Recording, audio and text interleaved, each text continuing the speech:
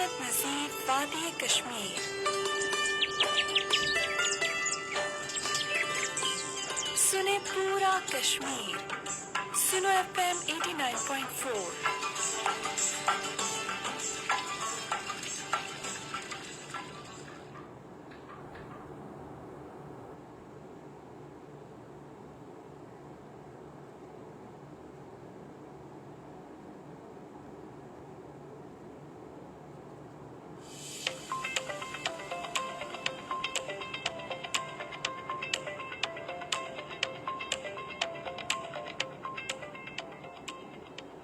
बिस्मिल्लाहिर्रहमानिर्रहीम। अस्सलाम वालेकुम। प्रोग्राम बाखबर कश्मीर के साथ मैं हूं आपका मेज़बान सईदुर रहमान सिद्दीकी। आज हम गुफ्तगू करेंगे आज़ाद कश्मीर के नौजवानों से मुतालिक। आज़ाद कश्मीर में बासलाहियत नौजवानों की कमी नहीं है, ज़रा नम हो तो ये मट्टी बड़ी ज़रखेज़ है। साकी मौजू की मुनासबत से जो मेहमान शख्सियत मौजूद हैं वो हैं शाकिया नसीर, जो नौजवान समाजी कारकुन भी हैं, नौजवान सहाफ़ी भी हैं और एक सोसाइटी चला रही है, डिबेटिंग सोसाइटी, जिसमें स्कूल्स के बच्चों की हौसला अफजाई की जाती है गैर निसाबी सरगर्मियों में, और उनके तकरीरी मुकाबले मुनक्किद करवाती है मुख्तलिफ स्कूल्स में। बिलखसूस इनका जो आबाई इलाका है वहाँ पे ये स्कूल्स को इंगेज करती हैं, नौजवानों को, बिलखसूस बच्चों को इंगेज करती हैं और उनमें खुद एतमादी पैदा करने के लिए इस तरह के मुकाबले करवाती रहती है। शाकिया, बहुत शुक्रिया आप तशरीफ़ फरमा हुई हमारे प्रोग्राम में। तो थोड़ा सा हमारे देखने और सुनने वालों को बताएंगे जो आपने डिबेटिंग सोसाइटी बनाई है, ये क्या है? सर, सबसे पहले तो मैं थैंकफुल हूँ सुनो FM की और आपकी कि मुझे यहाँ पर बोलने का मौका दिया और उन लोगों को ये सब पैगामात पहुँचाने का जो अभी मायूस हैं किसी भी हवाले से, या उन्हें कोई रोड मैप मिल नहीं रहा कि कैसे हम किसी भी माशरे की या किसी भी इलाके की या अपने लोगों के लिए कुछ कर सकते हैं, किसी दूसरे के लिए भी फ़ायदेमंद साबित हो सकते हैं। सबसे पहले तो मेरी जो पहचान है यहाँ पर, मेरी एक लिटरेरी सोसाइटी है, उसकी मैं फाउंडर हूँ। तो उसके अंडर में अपने मेरा जो यूनियन काउंसिल है, यहाँ पर अगर टाउन एरिया की बात करें या स्टेट लेवल की बात करें तो यहाँ पर तो बहुत सारी सोसाइटीज़ होती हैं, वो अर्निंग सोर्स के लिए भी या इसी तरह फलाही कामों के लिए भी वो उन सोसाइटीज़ को चला रहे होते हैं, चाहे डिबेटिंग सोसाइटी हो, लिटरेरी सोसाइटी हो, जिस तरह की भी। लेकिन मेरा अपने गाँव में चलाने का, अपने यूनियन काउंसिल में चलाने का मकसद सिर्फ और सिर्फ ये था कि जब मैं FSC के बाद मुजफ्फराबाद शहर में आई तो मुझे कुछ पता नहीं था ये डेक्लेमेशन क्या है, डिबेट क्या है, ये स्पीच क्या है। मैं सोचती थी स्टेज पे जो भी बोला जाता है वो स्पीच है और डेक्लेमेशन क्या भला होती है। तो जब मुझे यहाँ पे आके मुकाबला जात बोलने के बाद 2-3-4 के बाद पता चला कि ये तीनों एक अलग अलग टर्मिनोलॉजीज हैं। तो जब मैंने ये सोचा कि मेरे गांव के फिर तो किसी बच्चे को नहीं पता होगा और जब वो यहाँ आएंगे तो वो भी अनजान होंगे, तो फिर हमारा क्या फ़ायदा है यहाँ पर। तो फिर मैंने वहाँ पर एक सोसाइटी बनाई, उसका मंशूर बनाया, ये सब चीज़ें, पेजेस बनाए। उसके बाद मैंने एक मुकाबला रखा और उससे पहले उन बच्चों को गाइड किया कि ये इस तरह की 3 चीज़ें होती हैं, डेक्लेमेशन ये होता है, डिबेट ये होता है, स्पीच ये होती है, और ये सारी चीज़ें उनको सिखाई। और अब वो फिर मैंने मुकाबला जात करवाए काफ़ी। उसके बाद वो बच्चे अब आके स्टेट लेवल पे भी बोल रहे हैं और मुझसे भी आगे बढ़ रहे हैं, मुझसे भी सबकत ले जा रहे हैं। और मैं जिन बच्चों को मैं तैयार करवा के बोलवाती हूँ यहाँ पर स्टेट लेवल पे, तो वो मेरे से आगे की पोजीशन ले लेते हैं। जी शाकिया, ऐसा ही है। जो नौजवान आजकल के हैं, नई जनरेशन जो है, वो यकीनन बहुत सारी चीज़ों में, सलाहियतों में, काबिलियतों में आगे हैं, बहुत आगे हैं, जो बड़ी हौसला अफजा बात है। अच्छा शाकिया, आपको कैसे ख्याल आया कि अपने इलाके से, अपने गांव से आप स्टार्ट करें और उन बच्चों की तरफ तवज्जो दें जिनकी तरफ निस्बतन शहर के बच्चों के मुकाबले में तवज्जो कम होती है? जी सर, अब अगर मैं जिस फील्ड में, जैसे मीडिया में काम कर रही हूँ, तो हर कोई ये चाहता है कि जो जगह हैं उन्होंने नहीं देखी हुई वहाँ पर जाए। लेकिन मेरा हमेशा यही इरादा होता है कि हमारे इलाके में जाएं, हमारे इलाके के मसाइल सुने जाएं और हमारे इलाके की जो इस तरह की जगह हैं उनको एक्सप्लोर किया जाए। तो मेरा हमेशा से यही इरादा होता है। और मैंने काफ़ी अपने, अगर डिबेट्स के हवाले से बात की जाए या इलाके के मसाइल के हवाले से बात की जाए या उसके अलावा जो टूरिस्ट्स की टूरिज्म की प्लेसेस हैं उनकी बात की जाए, तो मैंने हमेशा अपने इलाके को प्रायोरिटी दी है। क्योंकि यहाँ पर या कहीं और पे अगर कोई और लोग काम करने वाले हैं तो वहाँ पर कोई भी नहीं है, बहुत कम लोग हैं। तो मैंने सोचा कि ये शम्मा अगर मैं जलाऊँ तो ज़्यादा बेहतर है। जी बहुत खूब, ज़बरदस्त। یقیناً جو ہے نا جو سیکھا ہوا ہے اس کو آگے سکھانا، شمع سے شمع روشن کرنا، دیے سے دیا جلانا بڑا اہم ہے۔ اچھا شاکیہ، نوجوان آج کل جو ہیں ان کے پاس ڈگریاں تو موجود ہیں اور تعلیم یافتہ اپنے آپ کو کہلاتے ہیں، اور میں نے تو بہت زیادہ پڑھے لکھے بچے بھی جن سے میں ملا، لیکن جب ان سے گفتگو ہوتی ہے تو وہ کسی خوف کا شکار ہوتے ہیں اور وہ احساس کمتری میں مبتلا ہوتے ہیں، اور وہ اپنا جو ہے نا معافی ضمیر وہ بیان کرتے ہوئے ہچکچاتے ہیں۔ تو آپ کیا سمجھتی ہیں کہ نوجوانوں میں خود اعتمادی کی کتنی زیادہ اہمیت ہے موجودہ زمانے میں، جبکہ آپ کا مقابلہ بڑی اقوام سے ہے؟ جی سر، مجھے یہ سوال آپ کا بہت زیادہ پسند آیا۔ جیسا کہ میں نے کئی سرکاری اداروں میں بھی اس طرح ایز اے ہوسٹ کام کیا ہے، اور پرائیویٹ اداروں میں بھی، اور اپنی سوسائٹی کے حوالے سے بھی میں نے بہت زیادہ، جیسے میں ہر ادارے میں جاتی ہوں، سٹی کا ہر ادارہ مجھے جان رہا ہوتا ہے، ولیج کا ہر ادارہ مجھے جان رہا ہوتا ہے، ان کے ساتھ میری بات چیت ہوتی ہے اس طرح سے۔ اگر اسٹوڈیو کی بات کروں میں، تو اسٹوڈیو میں جب بہت بڑے بہت جیسے کسی بھی سوسائٹی کے یا کسی بھی ڈپارٹمنٹ کا بہت بڑا آدمی آ کے بیٹھتا ہے ہمارے سامنے، اس کی کام پہ ٹانگ رہی ہوتی ہیں، اور ہم یہ سوچ رہے ہوتے ہیں کہ اکثر ہم لوگ ایریٹیٹ ہو جاتے ہیں، ہم اپنے پروڈیوسر کو بولتے ہیں کہ یہ کیا ہے، یہ اس لیول پہ آ کے بھی اگر یہ اتنا وہ ہچکچا رہے ہیں ان چیزوں سے۔ تو اگر نوجوان نسل کی بات کی جائے تو یہ پیرنٹس کا بھی یہی زور ہے کہ آپ فلاں سبجیکٹ میں، سائنسز کے سبجیکٹس میں، فلاں سبجیکٹس میں ایم فل کرو، یہ کرو۔ آپ بڑے فخر سے کہہ رہے ہیں ہم فلاں یونیورسٹی سے، پاکستان کی یونیورسٹی سے ایم فل کریں گے، پی ایچ ڈی کریں گے۔ سر میں اگر اپنا ذاتی طور پہ بتاؤں، میں نے بی ایس کے بعد کوئی بھی ڈگری نہیں لینی، یہ بیسک ہے، میں نے لینی ہے، اور اس کے بعد میں نے اپنی ایک اچھی جاب سیٹ کرنی ہے۔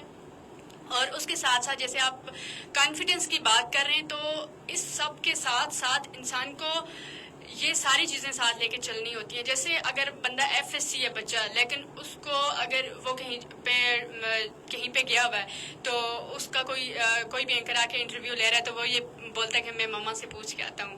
اکثر میرے ساتھ ایسا بھی ہوا ہے، ایف ایس سی والے بندے 18-20 سال کا بندہ جا کے بولتا ہے میں ماما سے پوچھ کے آتا ہوں۔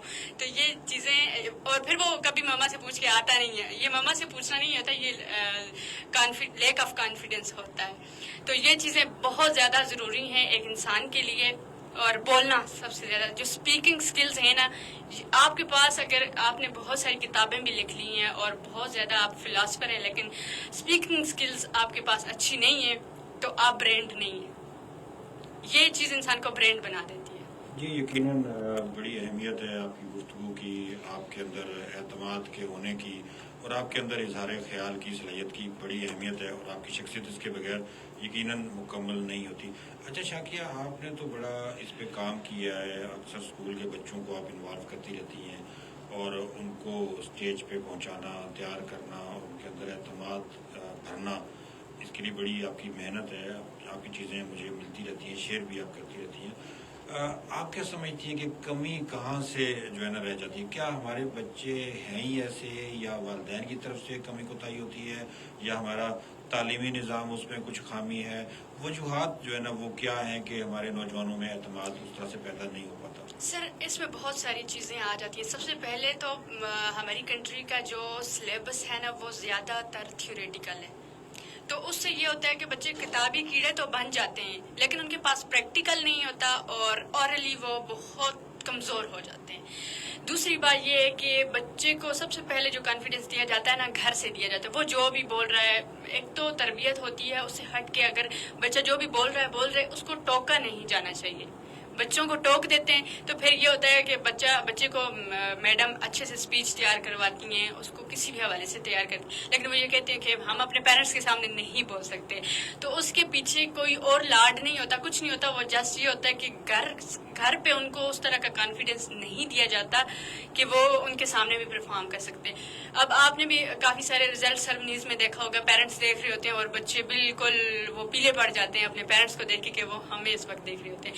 وہ پیرنٹس اور وہ بچے بہت خوش قسمت ہوتے ہیں جو بچے انکریج ہوتے ہیں کہ ہماری فیملی ہمیں دیکھ رہی ہے اس وقت، اور وہ ان پیرنٹس کی ہی وجہ سے ہوتا ہے کہ جو ان کو اتنا بوسٹ اپ کر رہے ہوتے ہیں، اتنا کانفیڈنس دے رہے ہوتے ہیں۔ اس طرح کی اور بھی بہت ساری ریزنز ہوتی ہیں کہ جس سے کانفیڈنس نہیں ہوتا بچوں میں، لیکن یہ مین ہے۔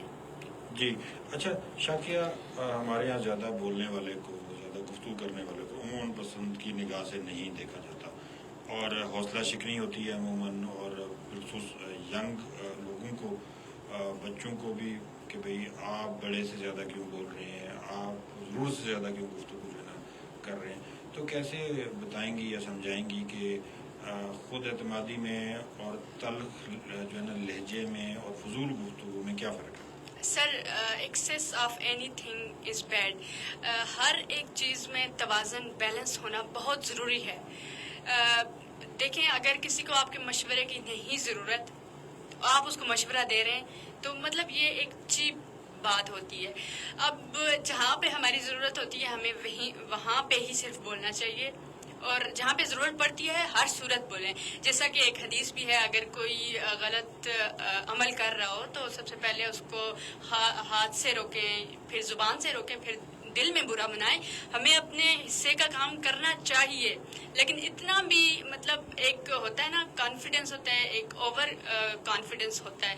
تو ان دونوں چیزوں کو بیلنس کرنا بھی کافی مشکل ہو جاتا ہے، اور یہی چیزیں بندے کو پھر ایک دوسرے ٹریک پہ بھی لے جاتی ہیں. جیسے اگر بہت زیادہ کوئی بولتا ہے تو ظاہر ہے اس کی پھر حوصلہ شکنی بھی بہت زیادہ ہوتی ہے، تو پھر وہ نفسیاتی مریض کی طرف بھی پھر بندہ چل پڑتا ہے. کہ اگر ظاہر سی بات ہے ایک بندہ بہت زیادہ بولتا ہے اور اس کو ہر کوئی ٹوک رہا ہوتا ہے، تو پھر وہ اس کی پرسنالٹی میں وہ بوسٹ نہیں رہتا.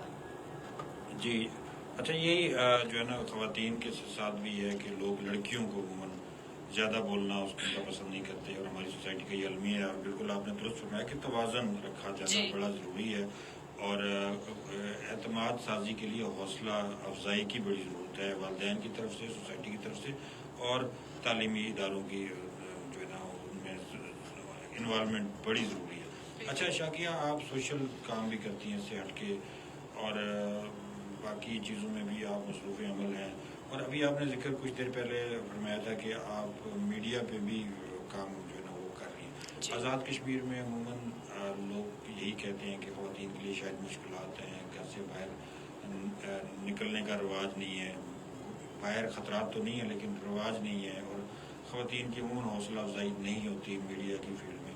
تو آپ کا اس فیلڈ میں ایکسپیرینس کیسا رہا؟ سر، کنٹینٹ بہت میٹر کرتا ہے. اگر ہم سلو مو میں چل رہے ہیں اور ہم نے کوئی اس طرح کا نغمہ لگایا ہوا ہے جو کسی کے لیے انٹرٹینمنٹ کا باعث بنتا ہے، تو اس کے تو میں قطعاً خلاف ہوں. لیکن دیکھیں، اب میرے میڈیا میں آنے کے بعد میرے گاؤں کا لوگوں کو بہت زیادہ پتہ چلا ہے. پہلے اتنا جانتے تھے کہ فلاں چیف جسٹس صاحب کا گاؤں ہے. اب انہیں پتہ چلا ہے کہ وہاں پہ CSS اسٹاپرز بھی ہیں، وہاں پہ پولیس کے بھی بڑے بڑے جو ہے عہدوں پہ فائز لوگ ہیں. اس کے علاوہ وہاں پہ ایک کالج بھی ہے، ساری چیزیں. تو یہ سب مجھے یہی لگتا ہے کہ مجھے اپنے علاقے کے لیے بھی، علاقے کی لیے آواز بننے کے لیے بھی مجھے اس فیلڈ میں آنا پڑا. دوسرا سب سے زیادہ یہ ہوتا ہے کہ بندے کو اپنی ایک ہوتا ہے کہ ارننگ ہوتی ہے، ایک ہوتی ہے لرننگ.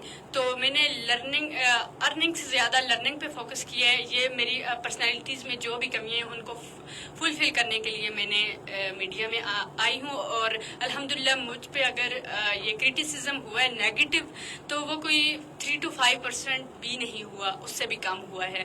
کیونکہ میرا کنٹینٹ اور میری جو ڈریسنگ سینس ہوتا ہے اس میں نے کافی توازن رکھا ہوا ہے. تو یہ سب چیزیں جو بھی کشمیر میں جیسے میس کام کا ڈپارٹمنٹ ہے، وہاں پہ کافی ساری لڑکیاں ہوتی ہیں، تو وہ کہتی ہیں کہ ہم نے میس کام تو رکھ لیا ہے، آگے ہم کس طرح جائیں. تو اس کے لیے ضروری نہیں کہ آپ کے ہاں بھی عبایا پہن کر خواتین پروگرامز کر رہی ہوتی ہیں.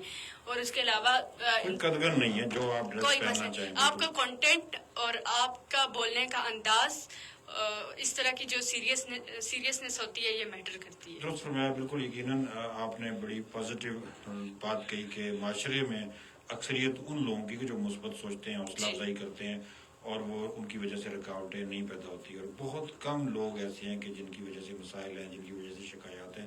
اور یہ بھی بات بڑی زبردست آپ نے فرمائی کہ خواتین کو لباس کی وجہ سے رکاوٹ جو ہے نا وہ نہیں ہے. جو لڑکیاں پردہ کرتی ہیں، عبایا پہنتی ہیں، اگر سوسائٹی یہ سمجھے یا وہ سمجھیں کہ ان کے لیے آگے بڑھنے میں مشکلات ہوں گی، بالکل ایسا نہیں ہے. ہر فیلڈ میں عبایا پہننے والی، پردہ کرنے والی، نقاب پہننے والی خواتین کو یکساں مواقع ملتے ہیں، میڈیا میں بھی ملتے ہیں. اچھا کیا پیغام دینا چاہیں گے؟ پروگرام کا وقت چونکہ مختصر ہوتا ہے، بہت ساری باتیں آپ سے کرنی تھی، لیکن وقت کی کمی ہمیں جو ہے نا اجازت نہیں دے رہی کہ ہم مزید گفتگو کو زیادہ آگے بڑھا سکیں. تو ان نوجوانوں کے لیے جو میں تھوڑا سا کھل کے آپ سے اس آخری جو ہے نا سوال پہ بات کروں گا کہ ہمارے نوجوان جب ڈگری حاصل کر لیتے ہیں تو وہ ایک وائٹ کالر جاب سے کم کسی چیز پہ اکتفا کرنے کو تیار نہیں ہوتے. وہ کہتے ہیں کہ اب ان کے پاس ڈگری ہے اور وہ بڑے تعلیم یافتہ ہیں، اب ان کا بہت بڑا سٹیٹس ہے، اب انہوں نے جو کام کرنا ہے تو اوپر کی سطح کرنا ہے. کوئی محنت کا کام جس سے رزق حلال ملنی ہو وہ اس سے عموماً ہچکچاتے ہیں. تو آپ کیا سمجھتے ہیں کہ تعلیم اور ڈگری کیا ملازمت کے لیے ہے یا پھر شعور کے لیے ہے؟ اور نوجوان جو اس حوالے سے جو یہ سوچتے ہیں اس پہ آپ کیا پیغام دینا چاہیں گے؟ سر، تعلیم تربیت کے لیے بھی ہے، لیکن معیاری تعلیم ہوگی تو تب وہ نوکری ہوگی. اگر ہمارے پاس ڈگری کبھی بھی نوکری نہیں دیتی، ڈگری نوکری نہیں دیتی، لیکن معیاری تعلیم جو ہوگی وہ دیتی ہے نوکری. لیکن ایک اور واقعہ میرے پاس کہ ایک بندہ ہے، وہ NTS یا PSC کے لیے اپلائی کر رہا تھا، تو وہ کہہ رہا تھا کہ میں کسی کو بتانا نہیں چاہتا کہ اگر میں فیل ہو گیا تو یہ ہو جائے گا، وہ ہو جائے گا. تو یہ ساری چیزیں کہ اتنی ڈگریاں لے کے بھی پھر یہ شرماتے ہیں ان کے لیے.